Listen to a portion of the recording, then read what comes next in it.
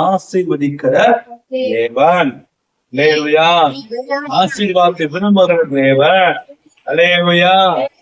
நானும் ஆசீர்வாதமா இருக்குன்னு சொல்லி தேவன் விரும்புகிறார். ஆமென் சொல்லுங்க. அல்லேலூயா. அல்லேலூயா. தேவன் ஆசீர்வதிக்கிறார். நம்ம ஒரு கேள்வி வரும், ஆசீர்வாதத்துக்காக நம்ம உபவாசம் போட்டு ஜெபிக்கலாமா? ஆசீர்வாதத்துக்காக ஜெபம் பண்ணலாமா? அல்லேலூயா. அல்லேலூயா. உண்மைக்குரிய ஆசீர்வாதத்தை மட்டும் மைண்ட்ல வச்சுட்டு நம்ம நினைக்கிறோம். அப்படி அல்ல, எல்லா ஆசீர்வாதமும். அல்லேலூயா. ஜெபிக்க முடியல, நம்ம ஜெபத்துக்காக உபவாசம் போட்டோமா, இந்த ஜெபாவி ஊற்றுங்கன்னு சொல்லி. அல்லேலூயா.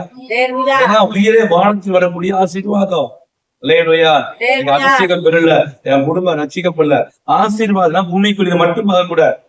பூமிக்குரிய ஆசீர்வாதம் மட்டும் ஆகக்கூடாது. உயிரே வானத்தின் ஆசீர்வாதத்தை நீ ஜெபிக்கணும். என் கணவனை ரட்சிக்கப்படலாண்டவரே, இந்த உயிரே வானத்தின் ஆசீர்வாதம் என் கணவனுக்கு வரட்டும். அல்லேலூயா. என் பிள்ளைகளுக்கு வரட்டும்.